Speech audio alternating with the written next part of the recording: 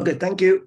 Thank you for the invitation. And so instead of giving a very specific talk on CellChat, and I would like to give you a more broad view and to looking at the single cell genomics data, and in particular from a perspective of a non-biologist, right, as a mathematician. So when I think about biology, I usually think about at least 3 scales. The gene information and the cell information, and then the cell works together and organize as a tissue organ. So as you know, the cell-gene interaction is one of the keys, right? So the single cell, as you know, for this audience, I don't need to convince you this is an important tool, right? So the bottom line is when the interactive system, like skin, the cells actually talk to each other and making state transitions, right? And then we're making the measurements, for example, using the single cell RNA-seq data, collect the data, we actually kill the animal, and then we dissociate it with cells, and then we sequence it, then we analyze it. For example, here you in a high dimensional data, then you're looking at it in a 2-dimensional way in a UMAP. Now, the traditional computational flow, it's kind of very static, right? So one way, when I think about a single cell data, to me, it's a matrix, right? The cells and the genes. Now the cells number gets bigger now, it's tens of thousands. The number of genes gets, 20,000 for a human and a mouse, like 20-some thousand. You look at low dimension, and then you clustering, and then you do different gene expression analysis, and then you looking at the shadow time, right? So this is active area might be only 9 to 10 years ago started, right? So now here's the major challenge. Then the data, sequencing data is static. You have to kill the animal, and in vivo, then you have to go to measure it. Okay. Then when we talk about the mechanisms in a biological language, we say some component interact with some component, some gene responds to some activity. These all are spatial at a different location at different time, all spatial temporal language. Okay. So the challenge basically is if I give you static shots, right? Like this, okay? So this is the imaging, right? It's a very simple imaging. It's an imaging, I can even take the picture, right? Literally, the picture on the left is the picture I take. That's the only kind of picture I can take, okay? And so if you're looking at this picture, your brain immediately has a dynamical view on this because you have experience of this. And then, for example, on the left, you will see, you can see the waves going to come. On the right, you know the bubble going to be up. By the way, in my PhD thesis, that's how I study. I study why the bubbles in the beer rise up, zigzag rather than go straight up. Okay, that's another topic if we have a dinner together one day. All right. So basically, is how can you get from static pictures to spatial temporal mechanisms? Okay, so that's the goal of this talk. Now, both in the spatial temporal way. Let's first look at time, which is somewhat a little bit more easy to think. Okay, so one system I think most of the biologists are familiar with this is the epithelium mesenchymal transition. All right, so basically the epithelium phenotype is more for cells who are tightly connected. The mesenchymal phenotype are more has a function of moving, right? Motility, invasive, is related to early embryonic development, it's related to cancer, wound healing, right? So basically the EMT is a process to looking at the collective motions. So now here's the traditional way, as a 2-dimensional view, how you're looking at those transitions, right? You're looking at your favorite E gene, you look at the favorite M genes, then you mark the cells, and then you see how those transitions happening. You can imagine that at least about 4 to 5 possible paths, right? Is you turn on one gene, you turn off another gene. Or you turn off one gene, you turn on other genes. Or you gradually turn off turn on, and then you stay there a little bit, for it's called intermediate cell state, okay? That's a two-dimensional view, right? Most biologists are familiar with this view. Now, if you look at 3-dimension, okay, means there's three measurements, right? Then if you say both has some information about the transition, how you looking at all the possible transition paths, you can immediately see there's many paths. It's not easy to comprehend in your brain, right? That X could be your favorite gene or favorite protein or some epigenetic marker or even physical properties like cell morphology. So we develop a method. I don't want to get into detail of the method. Basically is instead of looking at hard clustering, we do soft clustering. By using soft clustering, then we'll be able to get a similarity matrix of the cells, and then using the concept of entropy to computing a quantity we call cell plasticity index, called CPI. All right. So what does that number mean? The number really means if the number is equal to 1, which is very yellowish, then the cell is more plastic, means the cell can make transitions. Okay, when the number is very dark, becomes 0, it is a number which is not, it's very solid, means the fate is pretty much settled. So the method can quantify the cell state transitions. Now, in particular, to test this method, we first developed a synthetic system, which is not collecting the data from the using VSM. Instead of using computer, we build a model, right, on the top left, which is a 20-some component, including microRNA, including genes. The favorite mesenchymal genes are marked by yellow. Some of the most popular epithelium ones are marked by blue. And then you can track each individual cells. Explicitly, you can apply our system, our method, quantiC on top of that to get it. So then you can quantify. So looking at this, you can quantify the cell, how many cells making transition. Remember, the blue one means the cells are very has a very fixed state. The cell with the yellowish color means a more plastic. You can see there's a full state here, okay? At the beginning, that state is epithelium. At the end is mesenchymal. You can track everything because we have ground truth from beginning. That's the way to test the code, right? And then you can apply this to some more realistic data, not realistic, more the in vivo data. You see this beautiful I1, I2 in this system, they call quasi-mesenchymal cells.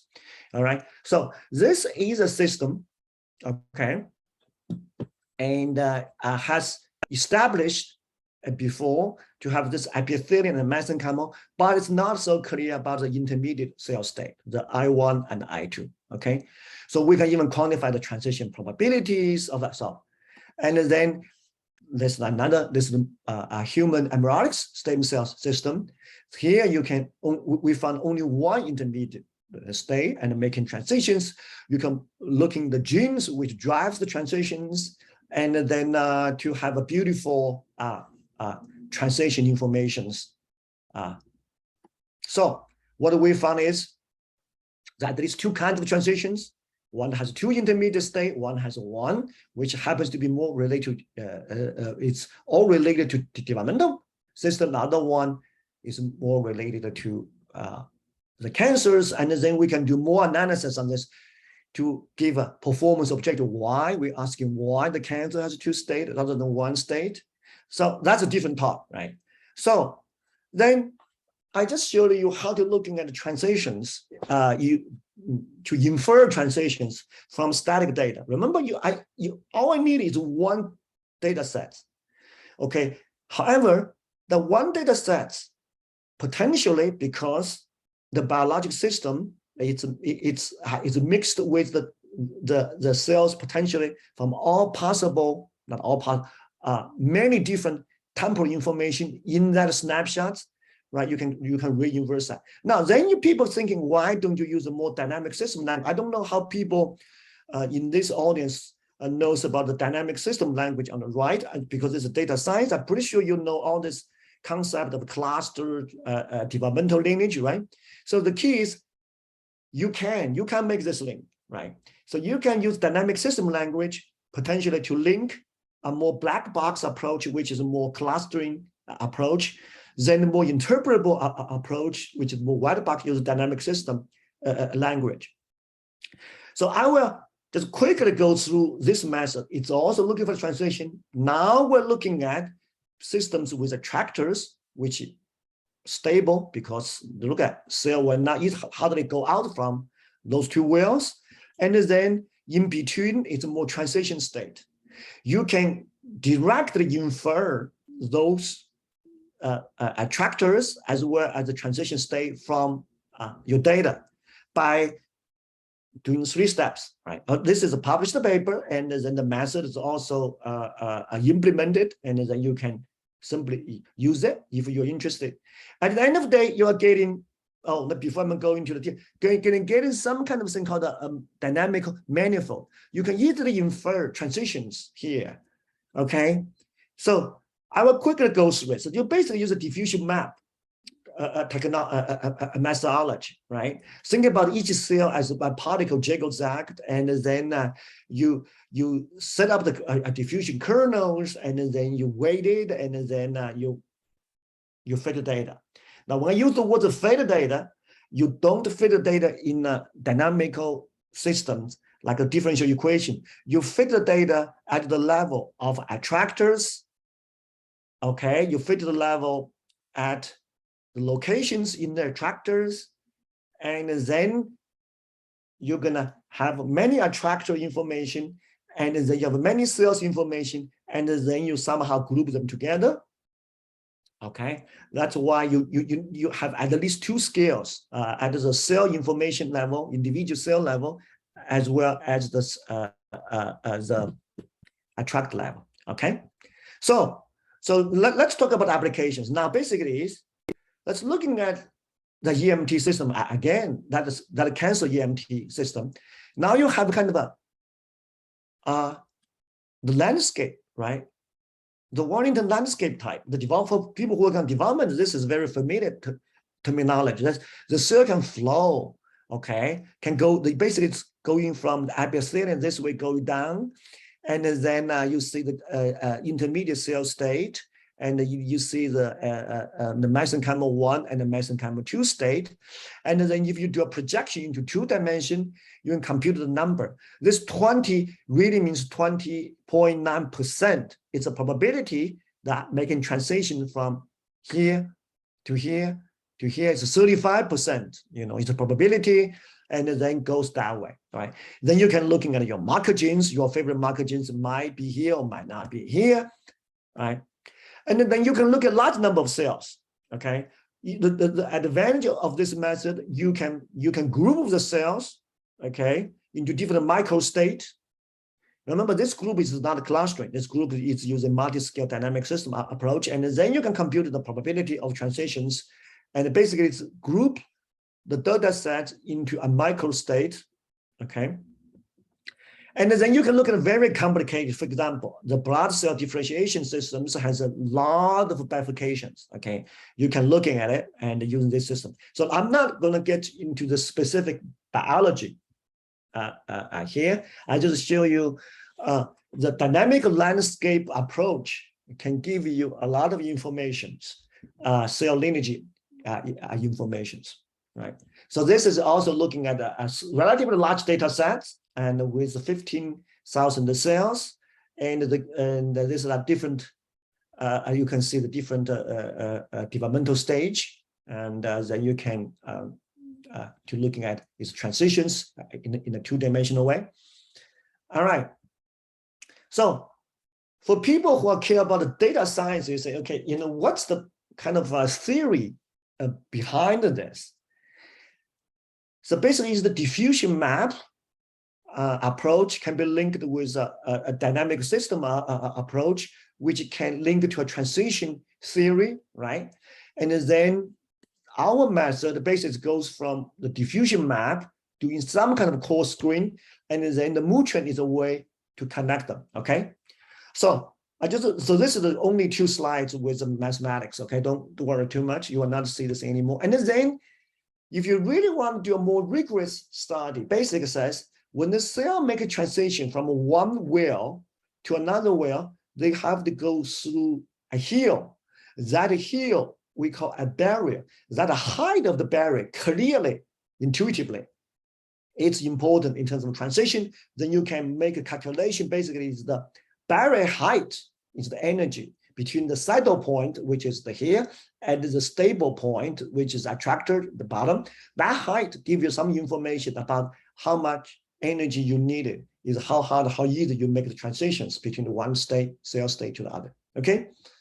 So I just give you a quick kind of an outline of 2 methods, okay? One is based on soft clustering and entropy calculation. Another one is based on a new, that's a very new dynamic system language, a data-driven dynamic system approach using attractor transition theory to how to looking at the cells making transitions from one state to other state. They can quantify it, means they can compute the numbers for transitions. Now let's talk about the cell-cell communication. Maybe that's what most of you anticipated. So I don't think it's too, I don't guess too much about, what do we mean by communication? So one communication, it's the cell it's through the secret molecules, right? The molecules and coming out of one cell and will be caught by other type of cells and through diffusions. Okay, they move around and then, all right. Now, be careful, this is not the only way. The cells can contact with each other, for example, so Notch delta type of signal, right? And also some mechanical signal through contact. This all can be potentially inferred, okay? So when we first looking at this, it's about 2018, right? So then we say, okay, how about we're looking at individual cells, how they connect with each other? Because in principle, you can looking at the ligand level and receptor level, and then compute its variability, compute its probability from cell I to cell J talk to each other. You can even incorporate the downstream genes. So that's our effort. That's our earliest effort. Okay, so we very ambitiously published this paper saying how cell individually talk to each other. And then we immediately found to talk about individual cells communication from single cell RNA-seq data, the reliability of the each link is not great because there's a lot of factors you need to consider, right? Then we say, okay, how about we go to the cell population? That's where the CellChat come from, all right? So then we basically, we do some kind of averaging and we look at individual cell, then we do some kind of averaging. And then we also worked very hard at looking at some co-regulators related to the ligand receptors, okay? And then the model immediately becomes more complicated, okay? So means you're still talking about the PIJ, then the PIJ, we starting from individual cell now becomes a group of cells now, okay? You mean what kind of group? Well, you can define a group, okay? So usually people define a group as what? In terms of the subpopulations. And then once you compute all of that, and then you can do the compute, and then you can look at statistical significance. You use permutation test. But before doing all of that, and then we worked to get a database, okay, to collect all the receptors pairs, and it's okay. And it's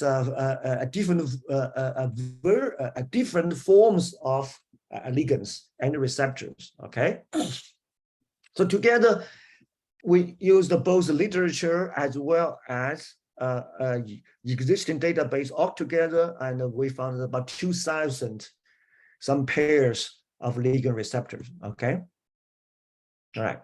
So that's step one. And then we build an interaction explorer. And then how to visualize it? Then we realized and mostly it's because of some of my experimental biology. They all prefer looking at each person. I found they have their own way to think about how to look at communications. So, for example, this is the one for computational person. We can say, okay, it's a graph, right? Communication, and it's a graph with the nodes, the links, and we like this. But this is the downside of this kind of presentation is the arrow tends to be lost. Then the hierarchy plots give you a little bit more clarity, right? And then the kind of plot give you more size of each individual cells group. And the bottom line is we spend some effort in terms how to looking at it, and also we spend some effort into how to analyze the network. Remember, you have about 2,000 pairs of ligand receptors, right? So our first question is, some of the pairs might be similar to each other. So can you group them? So we use a kind of a standard manifold learning and classification to group. Okay, for example, the NC wind and the MK pathway are more likely to be together, a similar pattern because they group together, right? And then we also use the pattern recognition methods to group some of the pattern in certain cell group, talk to certain cells. Okay, so basically the manifold learning is about it's all about certain synchrony and like each other. Here it's about certain patterns. Okay, can you group certain patterns? And then you also use the traditional network analysis tools like how many out degrees, how many in degrees means the number of information comes in, the number of information coming out from the cell group. You can look at the mediators, influencers, senders, receivers. So we build all this in CellChat. So then for some reason, it becomes a very popular tool to our surprise. And I just want to show you some of the applications here, okay? So for example, we're looking at applications to a system. We're close working, it's long hair, short hair, okay? And you can see the FGF5, it's a long hair mutant. And you can see this communication pattern is different from the control ones, okay? So of course, we only focus on BMP pathway here, right? And you can looking at the Win pathway is also significantly different from the mutant type and the control, all right? So that's one. And then we're also looking at recently, we published one on the wound healing on mouse skin, the old and the young. To our surprise, the old mouse doing the wound healing tends to communicate more significantly more than the young, okay? Even though the outcome of the wound healing is not as good, right? So, okay. And we're also looking at the BCC, the basal cell carcinoma versus the control, and to looking at the signalings. And for example, you can see the BCC, you can use IL-6 signaling pathway is significantly more active, okay, than the control, all right? And the TNF signaling is the same thing. And we're also looking at the different part of the body, the hip, the palm, and so, and to look at the signalings, and then you can see the notch signaling pathway of the palm. It's very active, all right? So many other groups also use our work to publish things related to brain, related to COVID. Okay, so I spent about 10 minutes to talk about cell-cell communication of CellChat, right? So one major downside of the CellChat is they don't have spatial information, okay? So if you know the spatial, the molecules of the spatial molecules, usually, not spatial, the molecules are proteins like a wind. They usually can only diffuse about 200, 100 to 200 micron in very nice extracellular space. If your extracellular space is very crowded, they might not even go that far.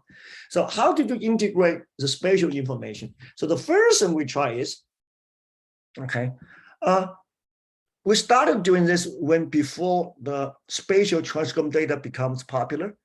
So our goal is, can we assign some spatial information with the non-spatial single-cell RNA-seq data? So the one easiest thing to do is, for some system, not necessary, this is the skin system, you can see the skin. People has done, for example, protein staining, or some cases is RNA scope, means some kind of RNA information in space, but one by one by each genes. Okay, so basically, can you say, but if I have many of those pictures, but no matter how many, you're not going to have 20,000 some genes, you're going to have 10, 20, 50. Can we match it? So basically, can we build a map between the spatial information and non-spatial information? All right. So you can, okay. In particular, and in order to do this, you want to make sure there's a similarity between, for example, gene A, B, C is measured in the RNA-seq, also measured in space. You should matching them together, right? Here's the key. You also want to make sure the ABC genes in the spatial ones and in the non-spatial data remain some structures. It means A is high, B is low, and the C is medium. You want to keep that information maintained in this mapping. Okay, so all those information basically is trying to construct something like optimal transport.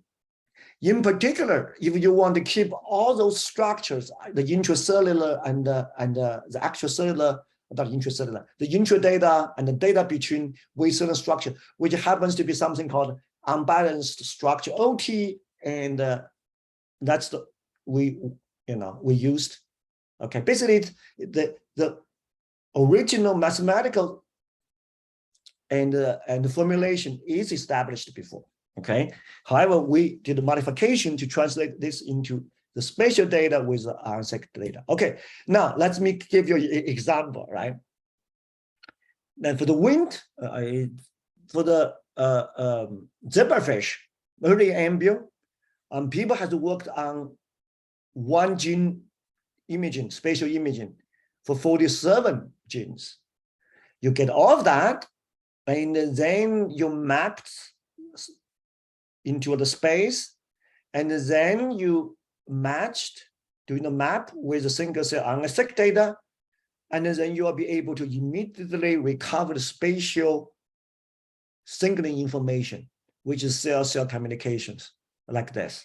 So you can see the flow, means the wind, for this case, talk that way, the BMP talk to that way. Oh, it's not surprising if you know when a BMP tends to be usually is an inhibitor of the wind activity. So that's for one case. For a Drosophila, and we found there's 84 one gene spatial images. Okay, this is also early embryo development. And then you can looking at a different subcluster. We call, for example, cluster 3 and 1, blah blah blah, and integrate them. All right. So the wind list is analog of the wind. The DPP is analog of the BMP. Okay, so you can looking at that moment is very limited spatial transcriptome data. So the data at that moment available is the sick fish, and it's a small data set. We also can looking at the senders, the receivers, the cells. We're looking at the range of the downstream signals to propagate in space. All right, so give you a lot of spatial information. Okay, so that's about 3 years ago now. And then we say, okay, can we move this method all the way to spatial transcriptome data, even validate like CellChat? So this is the first unpublished results. And then we For example, in skin, we are be able to looking at the Wnt TGF beta. This is our own data. It's Scott's data, Scott Otto's data, and then we're looking at how they goes. And then we're also looking at we do RNA scope, look at RNA. We're also looking at the immune staining of the protein to look at some of the downstream signals. Does that match our predictions, right? And now this is still a data set which has about 20 some individual spatial imaging images of individual genes, and with the non-spatial RNA. Now this method, the COMET, is designed specifically for spatial transcriptome data set, and then we applied for the MERFISH. If people are familiar with spatial transcriptome data, there's many technologies. MERFISH is one kind. They usually can measure hundreds and thousands, but not 20,000 simultaneously genes. And then we can look at the signaling patterns, right? And then we can looking at the signaling directions. For example, this FGF. We also can looking at the VCM, which is not at a single cell resolution, at a spot resolution. You can also looking at the signalings in space, right? I'm not talking about biology here. I'm just talking about the specific application of different technology. This is the V2 of slide-seq data. For people who know this, it's a brain data, right? So you can see that too. And so it's a very robust method, and hopefully the paper gonna be accepted soon. So now with spatial data, the next challenge is, in addition to looking at cellular communication, is how you thinking about the lineage and the pseudo time kind of information on space. Okay, so for people who knows the non-spatial data well, says, oh, pseudo time. What does pseudo time means? It's the similarity of the gene expression arranged in terms of the cells. We put it into low-dimensional space to show the similarity, which in many ways, we hope, we pray, we say that mimic some cell lineage information. Okay, so here we say, can we build that into space data, right? So we can, so we developed a method called space flow, and it can, for example, you can immediately see our method can get much better, can capture much better the original annotations. Right, the clear layer information. Okay, so we come up with a concept called, instead of the pseudo time, now you have pseudo temporal and space information. The question now becomes how we did it. Well, we use a deep graph informatics framework, and we encoded the information into a spatial expression graph, right? And then permute the graph, and then you encode it into low dimension. Then you still have the graph, okay? And then the question is, can you make that low dimensional information? Can you make any regularization to enforce the similarity? Remember, in space we tend to focus on say, okay, the segmentation. If you know this concept, is how to looking at the similarities of a group of cells has similar information. Okay, now we have two challenges. Now we have both the spatial proximity and the expression similarity. How can you make both happen? So that's what space flow is doing. Okay, so let me skip the the mathematical details. Okay, so hopefully I'm not too fast here, because most of the method here is published. Now let's say we talk about the time, right? Then we talk about the space, the cell-cell communications. When we talk about cell-cell communication, we first talk about CellChat is without the space, and then we talk about with space. So with space, and I emphasize the methodology called optimal transport to link the ligand receptors. Okay, I also mentioned the space flow to connect the temporal information, which is a quote unquote, it should be pseudo time, and which really means gene expression similarity. Basically, it's all about from one snapshot information, how did you recover spatial temporal information. So now in realities, so let me just give an example. This is the biology, and says that we're looking at wound healing, and we're looking at the big wound with the small wound. We're looking at the edge with the center. We're looking at the scar with the regeneration. In order to look at all of them, we need to collect a lot of cells, okay, at different time, different locations, instead of giving all details. Okay, we have more than 1 million cells in RNA-seq. We have large number of spatial transcriptome data sets at spot resolution. Okay, we use VSIM. And then we even have a taxi data. And of course, we collected all different time and locations, it means physical time, okay, means the experimental time, as well as by different peoples. So there's potential batch effect. Okay, so basically now you have a lot of information, okay? How can you put it all together? In principle, they all came from the same biological system, and they address one big questions, but at a different spatial temporal locations. So let's just give you some, now once you want to say, okay, one sense, if you integrate data, the immediate question is, there's a technical variability. How can you remove them? Can you remove them? Oh, if you remove them, you might remove the intrinsic heterogeneity, which means the real data heterogeneity, okay? When you do a taxi versus RNA-seq, the data are so different in terms of mathematical properties. You cannot analyze in the same way. We all know that, okay? So now if you want to develop a hypothesis, how you link all this data together to have an abstract or even mathematical model for testings. So that's all very challenging, okay? So let me give you a quick kind of a summary about what we are thinking how to do this, right? The first thing is you have to develop tools. You have to have nice tools to integrate data. To integrate data means the data collected by lab A with lab B, or the data collected in lab A, but by people X and people Y, even the same people, and the one is on Saturday and the one is the next Friday and after drink. So they're all different. Now the question is, can we integrate them?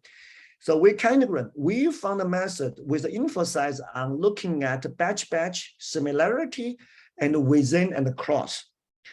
The idea, the focus here, instead of giving you all the detail, is can we remove technical variability, but keep biological heterogeneity? All right, so that's our goal, okay?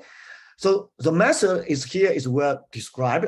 It's in the paper, it's published. It's a lot of people starting to using it. And even though we are not getting as much attention as CellChat, I believe this is a very important tool. The reason is, I know there's many other methods like Liger, like Seurat, like Harmony, but we found in terms of many evaluation and performance metrics, right? Our methods tend to perform well in terms of conserve biological heterogeneity. Means if you have 5 subcellular types within T cell, you still keep it. And remember, some of the types might be more visible in batch A, some of the type might be more visible in batch B. However, they're all there. The question is, when you put them together, are you able to make sure they're all there? For some method like Seurat, I don't know the experience of you guys. What we found within my lab and talk with many other labs, they over-align it. They have a fixed idea. Say everybody aligned to batch A. Then, if anything is not there in batch A, and then they're going to get lost, all right? And then we can compute, we can recover very specific subpopulation. For example, this is the mouse skin wound healing systems. I don't want to get into the details. Okay, and also we are able to after we can integrate data, we are much more easily can be using for cell lineage inference. This is our method, right? For other method, you can see that they're just getting a blobs. You will not be able to get nice, interesting, useful, and meaningful inference. So that's step one. You gotta be able to do a good job and connecting the data by removing the technical variability as much as you can and keep the biological ones. All right. Now let's go say another challenge when you're looking at the ATAX data is the gene expression data tends to be large number, data relatively dense. Okay. The chromatin accessibility data, which is ATAX data, it basically measures the on and off kind of information, which is more like a 0 and a 1. It's a dot, not dot. The data is much larger size and much sparse. Okay. You look at the different the chromatin location, look at open and close. Basically, it's a 0-1 game. All right. It's not about very high, very low. Of course, you use all those on and off information to estimate the gene expression information. Okay, so when you integrate this together, it's like, one is sparse, near binary, another one is more dense and continuous. So we found a way to integrate it, and about 2 years ago, and produced a very good result. I don't want to get. I have only about 5 minutes left. Okay, and then. So we do some iterative. Basically, you have to align two data sets has quite different size and property into one place. Okay, into one space. We call factor cell space, and you have to put that alignment well enough such that the gene expression and the ATAX chromatin accessibility information can get compatible. So, for example, right, this is what I just want to show you our method to be able to found. This is a gene expression. Okay, this is the accessibility. That's the things on a sec. You can see the purple. Let's look at. If you do clustering, you're looking at the heat map, they're about the same. They're not different, but they're quite different in terms of single cell RNA, the ATAX data. Okay, so you can immediately group, then find the new subcellular types. Okay, which is not to be seen in the RNAs. So that's only one thing. And then more recently, we say, okay, can we use those informations to infer cis regulations, okay, enhancers, promoters, how one gene regulates with each other, and using single cell RNA-seq data, as well as the paired ATAX data. Now let's give you a rich information if you care about more regulations, the cis regulations. Okay. So I don't want to show you the specific. So we have a bunch of example. The challenge is at this moment is not challenge. There's a increasing, right? Because the 10x technology, and there's more and more paired data. When we started, it's not many paired data available. Paired means ATAX and RNA-seq measured simultaneously. If you don't measure them simultaneously, it means you still have paired, but without pair them simultaneously, means you have a batch file. You still can do it. Then you just have you have to spend a little bit more extra effort to link them, number one, to remove the batch file, number two, and then you become a paired using computational tools. Okay. All right. So let me summarize, and I run through everything quickly. I just want to give you an overview about how to think about spatial temporal information using single cell RNA-seq data, which in many ways is a snapshot. It's a you have to fix, right? You have to fix the animal.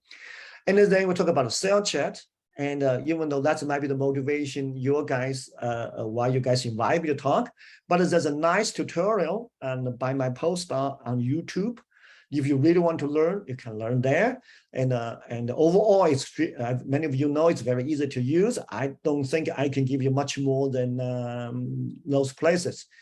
But I just want to, actually, I want to point out the potential problems, means the space problem, and that you need to seriously consider it. However, I just give CellChat, you usually don't miss any, means with the links CellChat come up with, okay? You can imagine it's a potential, the possibility. They're not going to miss anything, any links. However, they can give you false positive links, okay? Okay, so then space and everything else can help you. So, all right. So let me finish up by thank you all the people working on the project. And also, I think I finished on time, and thank you for your attention. All right, thank you, Qing. That was wonderful. That was a really comprehensive overview. I hate to admit that I wasn't aware of all of those different software packages you've developed. It's really incredible the work you've done. We already have one question, but I want to jump in real quick and ask the first question. One of the software packages you mentioned that I wasn't aware of was the Mu-Trans package. And I was wondering if there's a way using that software to make predictions. Like yes. Perturbations. Yeah. If I overexpress or knock out a gene, what does that do to the probability of getting one cell state versus another? Oh, no. That's different. Okay, so slow down here. So you're talking about, let me put it here. Yeah. You're talking about this method, right? Yeah. So okay. So if our goal is to go from E to M2 correctly, say like with the forward programming approach, is there a way to predict that? Yes, we can predict. So, okay, we can predict the important genes which regulate each path. That's what we can predict. Means, you know, for example, this path, what are the important genes? Okay, by the top 2 if you want, and give you top 30 if you want, you know. So we can do that. We have a name called it. So here's a good place to I want to bring up something. In the most biologists, I would say 90% of biology, when they think about the genes important, they always think about the marker genes. Yeah. Marker gene means that the gene is uniquely marked this state, right? But the marker gene not necessarily is important for transitions, even though the consequence of transition is the marker gene change. But the people tend to mix these two ideas. Now, that means we, in this paper, we particularly defined, has a way to define called what do we call driver genes or transition driver genes. Those are the genes are most sensitive to the transitions. You change those genes a little bit, which tends to change the whole marker genes. So the driver genes is more often, in my opinion, is the upstream genes to drive the transitions, which can be the marker genes, often not necessarily on marker genes. Yeah, I think that's an important distinction. Absolutely. Yeah, in this paper, we discussed that. Also, we had specific tools to identify marker genes. Oh, sorry, driver genes. Driver genes. Okay. All right. Yeah, I'm going to check that one out. Thank you for introducing it here. So we do have one question in the chat that says, have you compared your single cell RNA sequencing and attack sequencing data integration methods with other tool methods like MOFA2, etc.? Well, MOFA2, I don't think how old they are. Our integration data published worked about 2 years ago. And I did not, let me see. The question is, I needed to go look at the papers. So I did not show, you're talking about,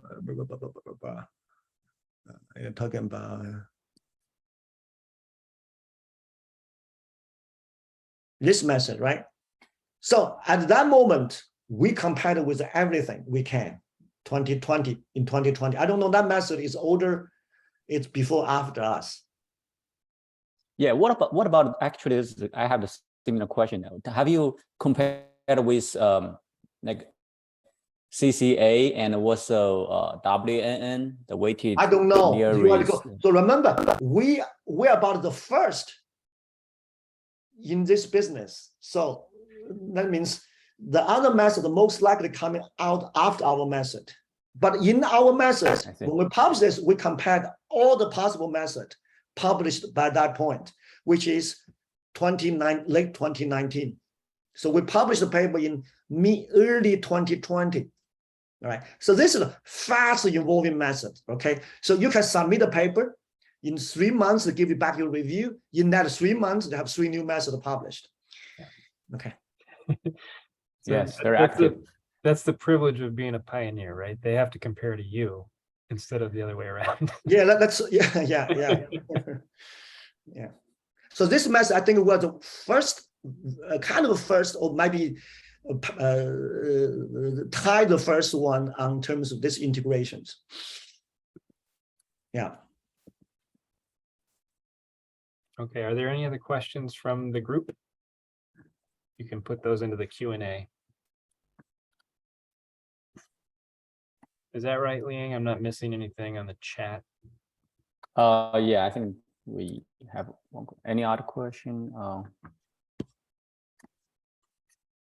I had another question about the CellChat. Yep. The database that you've created for that. Are there any were there any omissions as far as receptor ligand pairs that a new user to CellChat would need to know about? This kind of some caveats. I think when I was looking at it, I was having trouble seeing like hedgehog signaling ligand receptor pairs. Really? Maybe I overlooked that. So I will answer. Hedgehog is one of our focus. I think we work with each biologist on hedgehogs, right? So yeah. I can ask my client, do you know Max Pelikas and Scott Aldwood? They also, I noticed that you work on skin organoid, right? Are you? Yeah. No, I've interacted a little bit with Max. I haven't met Scott, but I know his work. Yeah, Scott also is working on organoid. We have maybe you want to review it. I don't know. We have an organoid paper. Okay, I look forward to seeing that at some point. Yeah, with the single cells. Basically, the idea is very simple. We compare the single cell organoid with the single cell in vivo. Let's see how organoid is different from in vivo. That's a straightforward question, is it? Yeah. So you can then I'm also working on organoid of some brain system. There you have 3 organoid system by 5 different labs. Then the question becomes very simple in terms of single cell RNA-seq study. Means if you measure all the single cell RNA-seq data for all the 5 systems, can you make a conclusion which one is more similar to in vivo? At least at the cellular state. Okay, so then you wouldn't surprise, you will be very much appreciate this. You can argue, so it's totally possible. One system will be much similar to the real in vivo one in terms of what? In terms of the cellular states, the cellular heterogeneity, right? Mm-hmm. However, the other one might be more similar in terms of cell-cell communications. So my point is, you got to compare both, though. Okay. Now, if you compare both, then it becomes a very interesting question. How you even judge which one is better? Then it really depends on your question you want to ask, and in terms of using your organoid to study, right? So, what kind of question you want to use your organoid? If you focus most on cellular state, cellular heterogeneity, that's one question. If you talk about one state regulates another state, another heterogeneity through ligand receptor, that's different. Then you need a different controls, right? Yeah. So what I have learned recently, I know people try to use it. That's one thing I think it's particular for Carl. You should think that's hard. Using organoid as a way systematically to do perturbations to validate possible CellChat output or CellChat, or not necessarily only for CellChat, any cell signaling output. Because advantage of you is you can dump external signals there easily, relatively easily, right? And then you just sequence the hell out of them. You dump one, you sequence the hell out of them. You can even dump your signal in a controlled gradient way. That's what we are doing. Not for skin, not for skin. I just let you know. So you don't worry, not for skin. It's for brain, okay? Because the brain, we can clearly see the spatial control of the signaling in organoid is important. Yeah. Okay, we have data, Okay, anyway, so to me, that's really interesting. So yesterday I visited Broad and talking to people. They are actually doing, they are thinking about two things, right? You can do gene editing on one side in vivo in terms of looking at how cell communicate with each other. Of course, they are focused on spatial transcriptome data set measurements. On the other hand, he said, it's more, so can you do more like synthetic biology, which is organoid, you can control the outside, how you can look at cell signaling, which the both answer the same question is, how did you do perturbation to predict or validate cell-cell interaction? To me, that's the holy grail in the coming years. Yeah, exactly. Yeah, I think that's going to be a fascinating literature to watch evolve over time. Before we run out of time here, I think, well, we might be out of time, but we got one more question for you. Do you, this is from the audience, do you think— Oh, no, we don't have that. Did you soon What? have spatial gene expression Oh, mapping? you can see that too. Okay. Yeah, and we don't have that. Okay. Did you, okay, other than skin, that's, well, we do some other things. I only show skin, just like Carl's skin is my favorite systems. Okay, it's oh, also it's a biologic systems I relatively know the better, even though I still don't know much as a mathematician. But among all the biologic system, I think I know skin and early embryo the best. So that's why I tend to use those as examples. Right. That's why I enjoy your work so much. Thank you. Yeah. All right. Let's keep in touch. You know, I think we are out of time. For the group, I just want to thank you all for attending Qing's talk today. And if you've got additional questions, right, I'm sure you're open to people emailing you for follow-up. Yeah, Carl, if you have an interesting question, want help from us on your organoid and communications, and in particular, if you move to more spatial ones, and that would be you know, we can chat, we can Zoom, and we can visit each other. So I would love to learn more about, for example, is your organoid better than Scott's organoid? No, I don't care which one is better, but I want to figure it out. Okay. Yeah, we could do a comparison. I would love that. Oh, I hope the outcome will be you are good at one thing, his system will be good at some other thing. Good for other things. So then you should put it to you two should work together to have something uniformly better. Yeah. Yeah, you could be a matchmaker.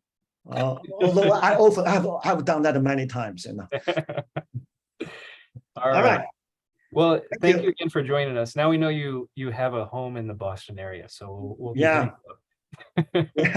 yeah, okay. I will be back actually in October, already scheduled. So we can talk more. If in particular, if you have specific science questions you want my help, or you know you want to discuss, you know, we can talk more. All right.